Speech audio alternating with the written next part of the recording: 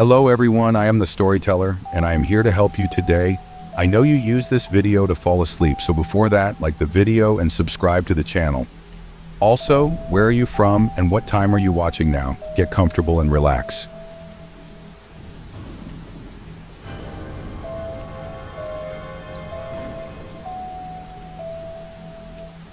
I just moved house, and there are no women in this town, other than me. On the day of the property viewing, that wasn't the case. These streets were bustling with men, women, boys, and girls. It felt like any ordinary town. Cul-de-sacs branched off from the main strip, cozy pockets of red-bricked homes and cobblestone streets. There was a local drinking hole named after some animal or monarch. Amusing that it's often one or the other, though I'm not calling the two things synonymous. It had every ingredient of a quintessentially British settlement. 1 month later, however, I returned to a very different place. Moving day, moving Monday as I called it, was overwhelming for exactly 37 reasons, and the emptiness of the town didn't make the list. My ever-growing list of things to remember. What a waste of a day off, I thought. Anyway, I wasn't concerned by the lack of women. In fact, I hardly noticed the lifelessness at first. After all, I arrived a little after lunchtime on a weekday, so I assumed most people were at work. In place of its true name, I'll call the town Propagate. That word was written with blue paint in large, uneven capitals on a low-level wall.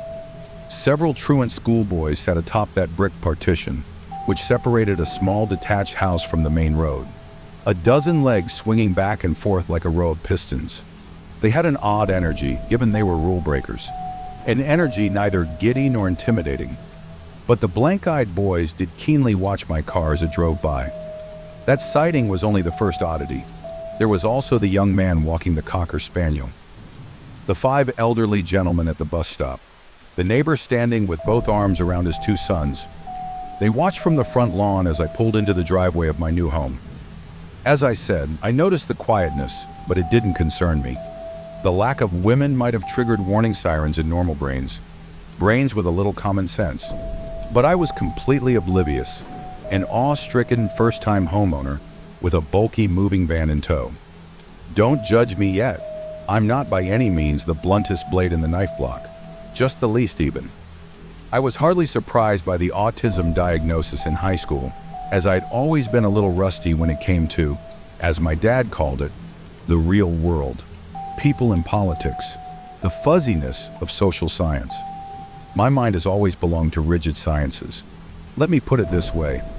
I have a PhD in chemical engineering, but I once let a tittering teenager and his pack of hooded friends borrow my phone. "Oh dear, of course I'll let you ring your mother to pick you up," I obliviously said. That was how I waved goodbye to my brand new iPhone. I'm smart dumb or dumb smart. Take your pick. Stephen Gawking, the trio of school bullies used to call me. It took their one collective brain cell to come up with it, but it was a good one. I'm surprised they even knew what gawking meant. Anyway, moving to Propagate was supposed to be a turning point. I was determined to prove everybody wrong, my friends in the city, my family back home. I wanted to show them that I wasn't a socially stunted egghead. I had the stuff, whatever the stuff might be. The independence and street smarts of my peers, I suppose. I turned 27 this year, so I knew it was time to make something of myself. And that certainly happened in Propagate. After only half an hour, the 2 movers had unloaded all of my belongings, and they left me alone. I heard one of them mutter about a strange look from a neighbor. Given what would follow, they were right to flee. I spent the next few hours sorting through my belongings, but my mind soon started to wander. I needed something less mind-numbing to do, so I decided to spend the rest of my day exploring Propagate. I took a stroll to the nearest convenience store, hoping to familiarize myself with the layout of my new hometown. And as I left suburbia behind, Propagate's true nature revealed itself to me. I entered a main street littered with dozens upon dozens of townsmen, far more than there had been on my street, and there came a twisted feeling in my belly. Even an atypical mind like mine knows when it's outnumbered. It was an infestation of suited business types, schoolboy clusters, and dog walkers. There was no longer any avoiding it. The fear, the feeling of eyes dancing across my flesh. And once I realized that heads were swiveling to track my movements, I scurried across the road to enter a store on my right. Things were worse inside. On the street, there had been options, routes of escape. Even as an autistic woman, I've acquired the social skills necessary to detect when the male gaze tips from icky to sticky, when it glues so industrially to your skin that you sense impending, inescapable danger. When you realize that the watching man or men might want to do more than look. That early evening, mere minutes before the sun merged with the horizon, I felt utterly and entirely alone. I had only an inch of daylight on my side. I didn't feel safe. I wasn't safe. And, as I said, I had hoped things would be better inside the convenience store, but they weren't. I'd only thrust myself into a more claustrophobic arena of prowling eyes. What terrified me so greatly was that the eyes hardly looked like eyes at all. Eyes can't hurt you, but the town's many sets of spheres were alive. Hundreds of spheres connected to one unified horror, and whatever thing followed me, disguised as countless pairs of pupils, it promised a nightmare. Would you rather be alone in the woods with a bear or a man? That question rang in my head, and I thought about a third option. Something neither man nor beast. Whatever that thing might have been, I was already alone with it. A supermarket worker, name tag reading Mike, eyed me from a few yards away. He looked sick, not sick with lust, not even sick with a common cold. His eyes were swollen, appearing too large for the sockets in which they lived, and his skin bore stretch marks, as if bulging from the pressure of something. A terrible thing below Mike's flesh, settling alongside his skeleton and organs. Now I've been stalked and even manhandled before. I wasn't new to the fear of strange men, but this was something else, a scenario above the pay grade of my primitive fear response. Strangers were stopping in their tracks. That was what unsettled me. It was if they had been skewered by poles protruding from the ground, as if each man had been forced by something beyond his control to endlessly pivot, to follow me with a cutting gaze. "Nadia!" a static female voice called. Relief and fright simultaneously seized my body. Relief at having heard the voice of another woman, but fright at the mystery of its origin. My eyes eventually slid downwards, and I realized that I had, half-consciously, heard my phone ring several seconds earlier. Realized that I'd answered the call with a shaking thumb, though I'd barely been aware of doing so. I was relieved to see that my screen read Chloe. "Nadia?" my friend repeated. "Did you answer by accident?" "Let me talk a little louder." "Nadia, I'm trapped in your pocket. Help!" I smiled, thankful tears collecting in my eyes. With Chloe's colorful voice to accompany me, I wasn't alone. Still quivering, I lifted the phone up to my ear. I didn't want my friend to worry about me. Didn't want her to know that I'd stumbled at the first hurdle of independence. Like nearly every other adult in the world, I had to feign normality. Putting on a brave voice took significant masking, but it was a skill that I'd mastered over the years. "I'm here," I said, before uttering a faux laugh. "Sorry, it must have been my gat that answered." Chloe snorted. "Where are you, bitch? You stood me up." Ah, I thought. I'd invited my oldest, dearest friend to visit my new home after work. That was one of the 37 things I was supposed to remember, but I'd entirely forgotten, as is typical of me.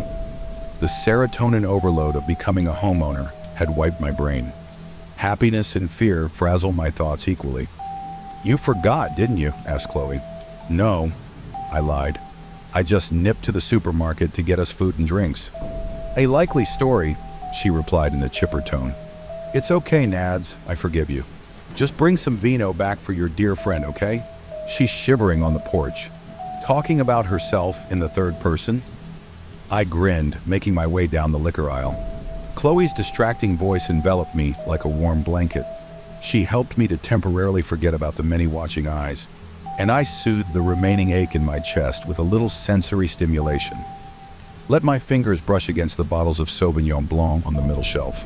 Let my gaze brush against the price labels beneath. "I hear you, girl," my friend said. "You're drooling over the dirt-cheap brands." "It just seems unnecessary to buy an expensive bottle," I pointed out. "They're all the same, really." Chloe groaned and replied, "They are not all the same. Do I need to come down there and pick for us?" "No," I inwardly pleaded. tuning into my environment once more.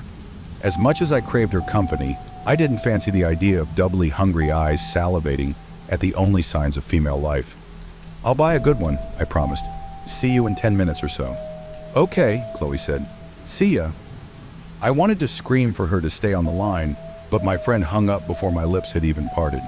And then I returned to the reality of my situation. After I put my phone in my pocket, I scanned both ends of the shop. In the aisle adjacent to mine, an elderly gentleman was lightly tapping a box of oatmeal with wrinkled fingers, but his eyes were facing me. I noticed his walking cane on the tiles below. He'd let it clatter to the floor at some point. His free hand hovered aimlessly, and his fingers were curling in a groping motion. Not for the cane that he'd been holding. For me. I drew blood from my bottom lip, tightly biting it to stifle a slight whimper of horror. Then I spun my head back to the line of liquor.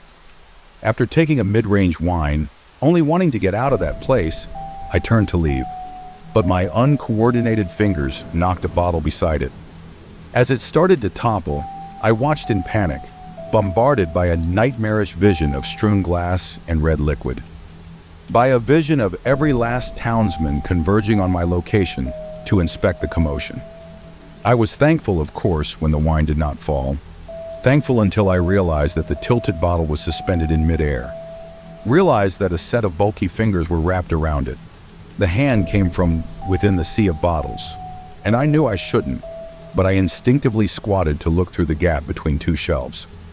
Followed the black-sleeved arm to the next aisle, to the stranger who had stretched his arm through the shelving unit to catch the bottle. A man whose face was not revealed, for he rose far above the middle shelf. I saw only his midsection, an unbuttoned blazer in a second hand, an open palm frozen in the shape of a high five or a wave. When the hand did move, it did not offer a friendly gesture. It started to walk and nearly run across the middle shelf, started to cross the bridge between our two aisles, and it was not shooting towards a second toppling bottle. It was shooting towards me. I screamed, clutched my chosen wine, then dashed out of the aisle, dashed towards the self-checkout registers at the right-hand side of the store. I hoped by doing the scanning myself that I would avoid any more of the unnerving townsmen. "May I help you?" A watching member of staff asked oppressively, not cooperatively. "I'm fine," I said, before wincing at the "Are you over 21?" message on the touchscreen. The supermarket worker took slow strides over to my register, then swiped a card to give me permission. The smiling man stood far too close to me, exhaling puffs of cheese and onion, a pungent aroma that, horribly, concealed something even worse beneath, a scent I didn't manage to place. "You hardly look 21, my dear," he softly said, "but I'll allow it." "I'm 27, I shakily promised, fumbling in my purse for some form of identification.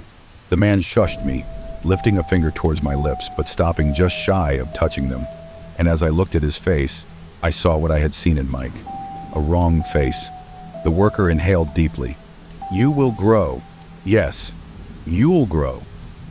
I thwacked my card against the reader, bagged the wine, then strolled speedily out of the store.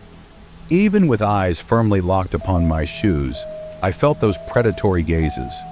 The shoppers at first, then the outdoor townsfolk when I exited the store. It was only a 10-minute walk home, but it felt longer, perhaps because during those minutes, the sun finally dipped over the horizon and plunged the streets into darkness. The street lamps sprang to life, revealing solitary figures watching me from pavements and front yards. My body moved sluggishly forwards, burdened by heavy gazes. But what truly made the itch on my flesh unbearable was the knowledge that I had seen so little, seen only those caught in the glow of lampposts and headlights. There were, undoubtedly, figures in the town's unlit pockets, men eyeing me from the shadows. To make it all worse, I returned home to find only my bright orange Mini Cooper in the driveway. There was no sign of Chloe's Ford, no sign of Chloe. "Pick up," I muttered as I tried and failed to ring her. "You said you were here." "She was here," a voice explained. A yelp escaped as I turned to face the lawn beside mine, turned to face the next-door neighbor I'd seen when I first arrived.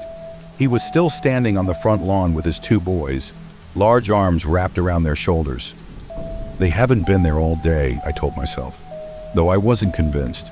There had been something quirky about the sitcom family earlier in the day, but they seemed far more sinister at night. They stood in their blackened front garden, barely illuminated by the nearby street lamp. They had been waiting for me. I pretended otherwise, but I knew better. "I beg your pardon?" I asked, voice coming apart at the seams. The father smiled and said, "Your friend."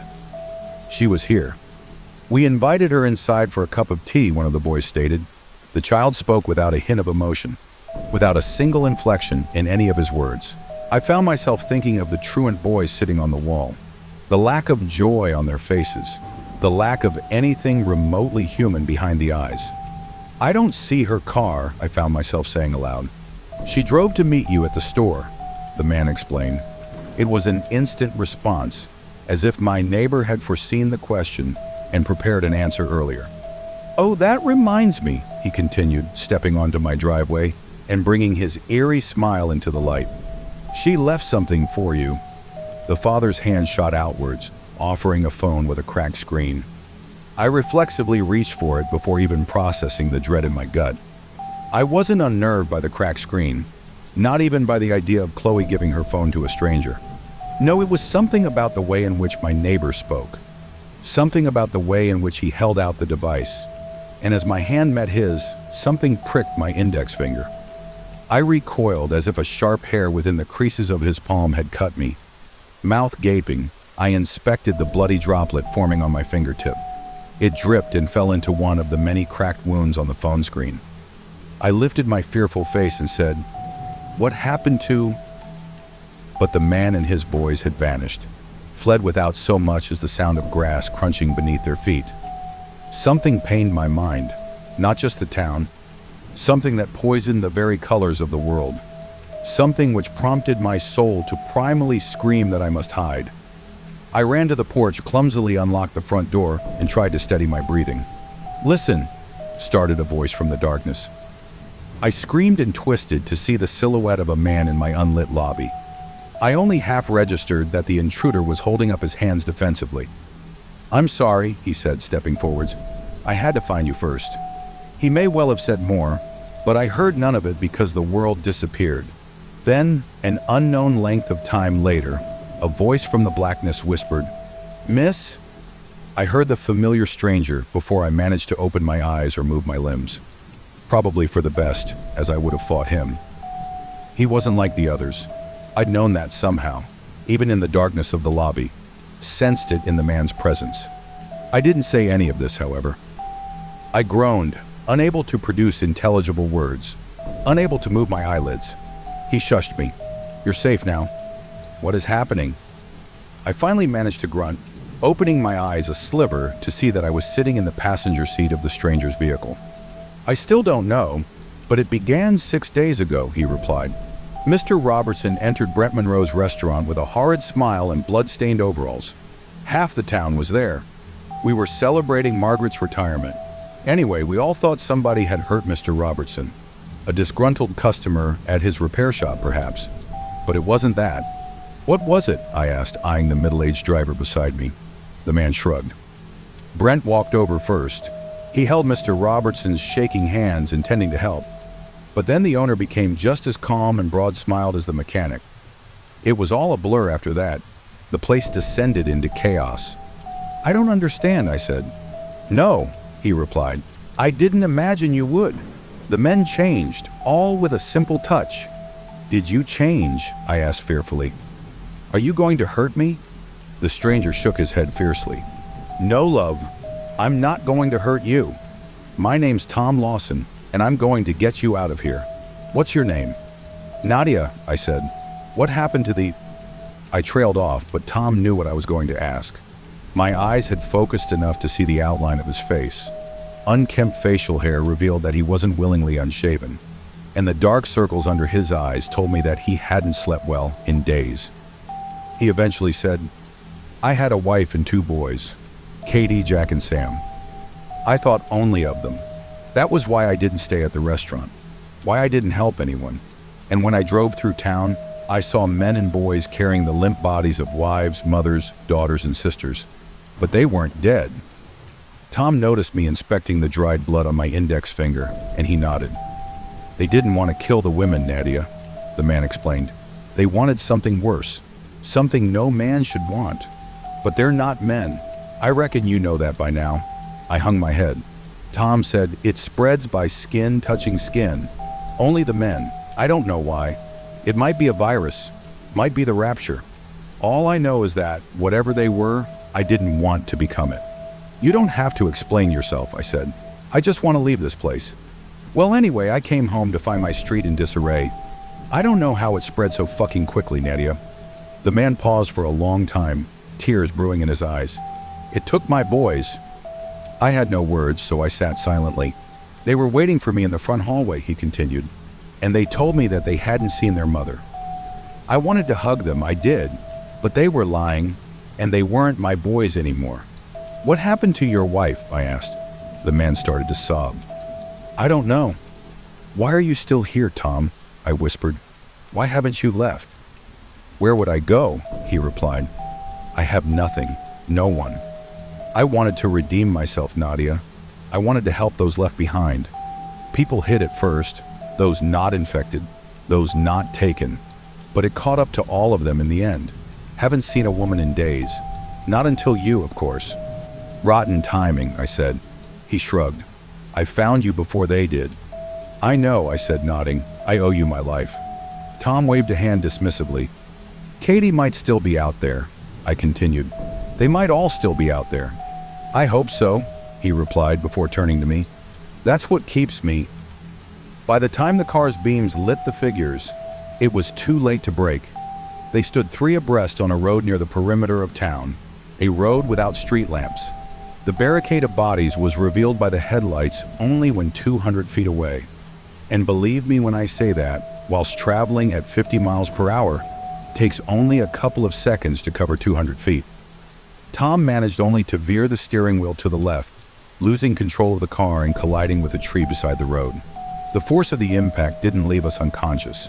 A small blessing, given that the 3 strangers were already approaching our vehicle before I even managed to undo my belt. After freeing myself, I placed a hand in my empty window frame, cutting my hands on glass shards.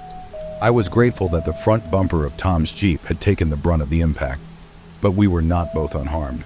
The driver grunted painfully as we clambered out of the car, clutching his abdomen. Then he offered me a bloody smile. I'll keep them occupied, Nadia. Go. I wanted to stay and argue. It was the proper thing to do, but the man, having sustained either minor or major injuries, had already started strolling towards the approaching figures. Either neurodivergence or my flight response kicked into gear, and I found myself running along the road. Running back into town because I didn't fancy my chances with the bulky men who were blocking our escape route. There were frightened cries from behind, and then there weren't. Tom Lawson had been unplugged. His scream did not fade. It instantly died. He chose to stop screaming of his own accord. I knew what that meant. I knew what had happened to him. The road back to town was obstructed by several more men walking towards me. I was being sandwiched by my hungry-eyed watchers. No way out of town. No way back to town. The woodland was my only recourse.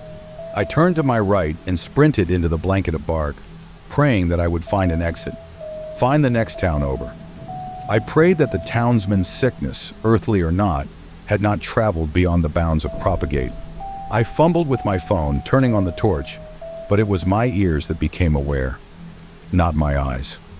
I heard not-so-distant moans, garbled voices around me, not voices of the haunted men who were pursuing me. No, these were muffled words of a higher pitch, the cries of women. I cast my torch from side to side, not daring to slow or stop. But I found no sign of the captives, and in my fearful search for the missing persons, I forgot that my uncoordinated limbs do not fare well when I multitask. It was no surprise then when I tripped, when I was sent sprawling across the forest floor by one of my feet tripping the other. I rose quickly, feeling a weightiness in my throat as the sound of men's footsteps loudened, but something at my feet had caught my eye. And when I cast my torch downwards, I shrieked. On the ground were bodies, dozens and dozens of women's bodies. In fact, they weren't on the ground. They were in it. The missing women of Propagate were the dirt beneath my feet, the soil, the undergrowth, or the whatever forms of forest floor. Their bare flesh, which had been stretched and mangled, merged with the soil.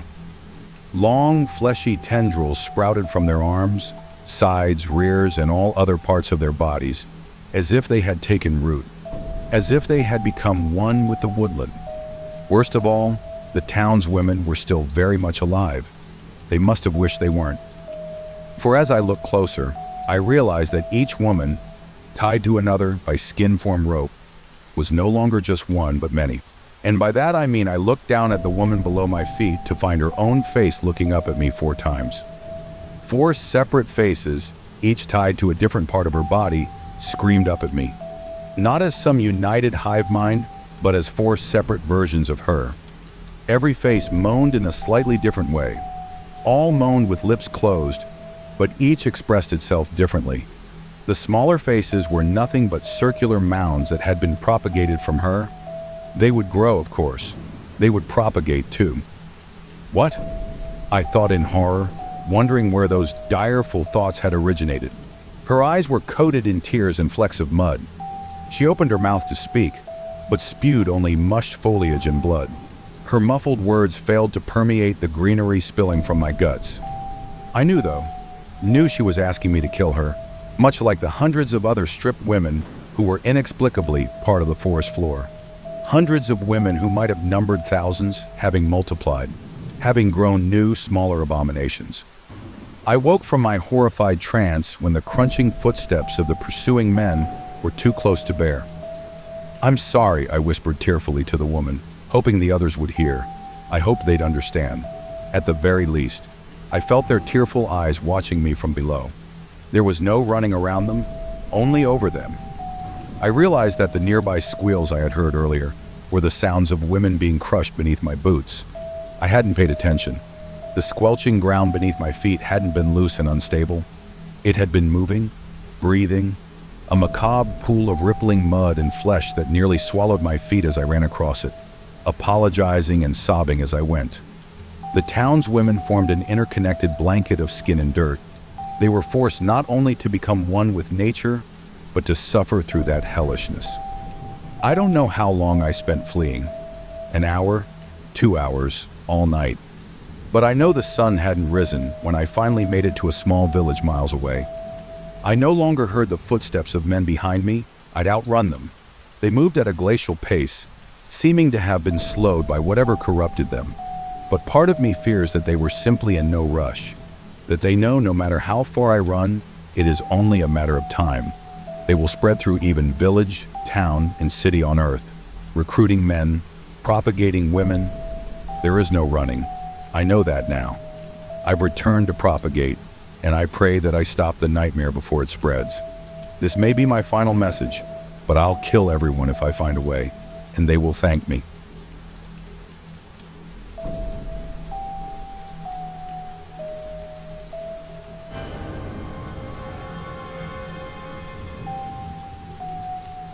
I decided to visit my grandparents' old house and found something there waiting for me. I think something most people can relate to is the odd paranoia of sleeping at a grandparent's house in the middle of nowhere. The nights are so quiet and eerie. It always feels like something is watching you just outside of your field of vision, but close enough for you to see some movement in the peripheral. When I was a kid, I used to frequent my grandparents' house on a large wooded estate in some rural mountains. There were always stories that a man had died in that house, but who knows if that's even true. These days I don't remember much about those nights, but I do remember always seeing some being outside the door to the room I would sleep in. It would sit on the roof and look in from the top of the door frame. It would just sit there and watch. It would be gone by sunrise, but there would always be a mysterious puddle of liquid where it hung. For the longest time, I convinced myself it was just childish superstitions. Nothing more than my younger brain making me see things. Recently, however, I got the chance to revisit the old house, and those memories of that thing just pried at my mind. My grandparents both died years ago, and their house was simply left to rot away. I was passing through that area and decided to stop in the little town nearby to relive some childhood memories. Fuck, I wish I just kept driving. I used to head into the town with my grandparents just to look around, grab something to eat from the local diner at the corner. There wasn't much to do, but it was quaint, and I enjoyed it. Driving through the town now, though, everything just seemed so off. There was a strange whistle as the cold wind blew through the town, lifting up the snow on the sidewalk. The old diner had closed down and was left abandoned on the corner. There weren't many people walking around the main road, which was odd considering that place used to be quite busy this time of day. But it had been years since I visited. Maybe people just moved away. I don't exactly blame them. Like I said, the town was quaint and generally felt disconnected from the world. Some found it peaceful, others lonely. I took one of the back roads leading towards the house. The sun was setting at this point. The dense forest on either side of the road was getting darker and colder by the minute. On the side of the road was a ripped open deer. It had been freshly killed. I guess nature never sleeps. It was about here I got a strange chill through my entire body. It felt like tons of tiny pinpricks were stabbing me across my entire body. I started to see eyes in the trees and heard whispers in the wind. I started shaking, despite the fact the inside of my car wasn't even cold. I considered turning around, which in retrospect was what I should have done, but I felt something pulling me back to that house. I pulled into the long winding driveway and slowly made my way up to the front of the house. It was in shambles. Parts of the roof had fallen in. Some of the windows seemed broken into. The door was ripped off its hinges in an unnatural way. What the hell, I thought. Had someone robbed this place at some point? I stepped out of my car, and the frost whipped my skin. The cold dark felt ever encroaching. I could barely see 25 feet in front of me, the only source of light being my dim car headlights. Those went out, and I was left in a freezing blackness that consumed me. I heard voices in the trees all around me, beckoning me toward them. I switched on my flashlight and started to walk up to the house. The porch creaked with every step. There were tons of holes in it, and familiar claw marks were all over it and the broken door. My heart stopped. Was there some animal inside? Whatever it was, it had to be long dead by now. The house was silent, except for my paranoid breathing. I took my time looking around. After all, there were plenty of memories to be reminisced on. I would cook with my grandma in the kitchen. I was never too good at it, but I was young and nothing really mattered yet. My grandpa would show me his hunting rifles in his trophy room. Stuffed deer heads lined the walls. Back then, they were all marks of a great huntsman. Now, they just felt creepy, their dead, beady eyes staring into me. A noise. From the kitchen, the hairs on my neck stood up. Something was inside the house with me. I picked up one of the old guns and prayed to God it still worked. I slowly peeked around the corner of the doorway, staring into the abyss of the darkened kitchen. I couldn't see much, but it was impossible to discern actual movement from anxious mind tricks. I closed the door and waited in the trophy room a bit. Footsteps. I put my ear up to the door. They were right outside it. My heart dropped, and I could feel it pounding in my throat. A sweat broke out on my forehead. They came up to the door, and then slowly trailed off into the distance. I waited a good 15 minutes, just listening to the silence, to make sure the coast was clear. Someone or something was definitely inside with me. I finally gathered up the courage to peek through the crack in the door. Nothing, at least as far as I could tell. I slowly creeped out into the main room, shotgun pointed out directly in front of me. At this point, my heart was pounding inhumanly fast. My entire body was shaking due to the cold or the fear. I wasn't sure. I should have left then, but I had to check one last thing before I left. Either way, it seemed like whatever was inside had left. I couldn't hear any noises anywhere in the house. I came to the stairs leading up to the second floor. I had to look in the room I used to sleep in one last time, just for nostalgia's sake. I still had the shotgun in my hands, although I relaxed a little now. There were only 3 rooms on the second floor. My grandparents' bedroom, the guest bedroom where I stayed, and the upstairs bathroom. I didn't care much to look anywhere else but the guest room. I had spent so many nights there, the room had been ingrained into memory. As I began to step over towards it, I heard another step above me, in the attic. My heart started beating again. My skin was littered with goosebumps. I had to check. I pulled down the old ladder and slowly made my way up it. I stared into the darkness of the attic. I couldn't see my hands in front of face, but I could hear something. Not 30 feet from me, something was eating something. I heard bones crunching and flesh being torn. I turned on the flashlight and pointed it towards the sound. Holy shit!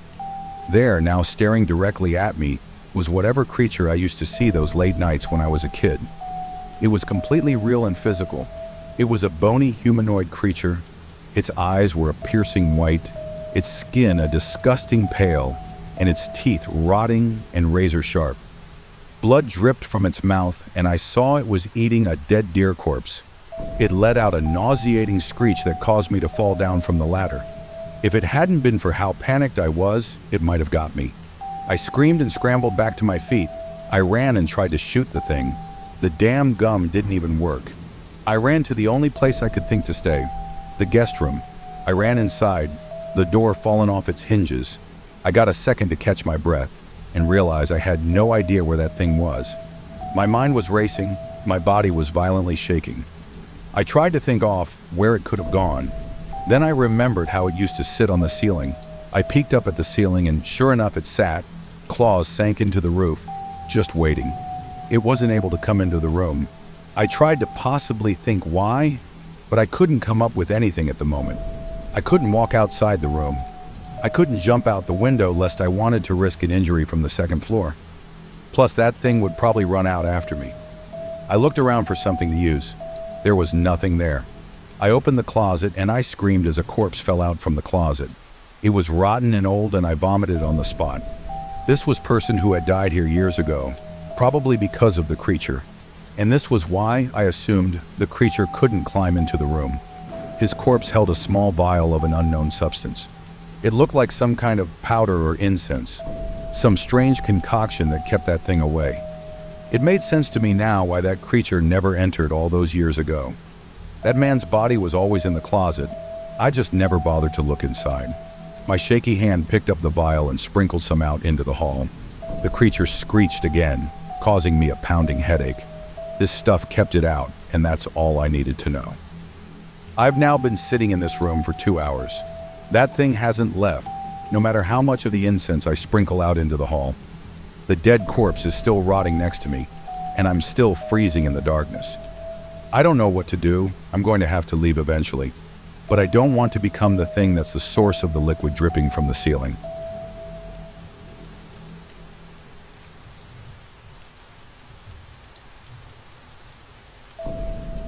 Thanks for tuning in to today's horror story.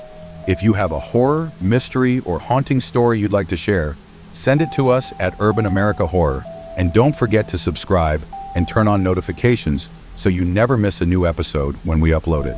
We'll always be here waiting for your next horror story.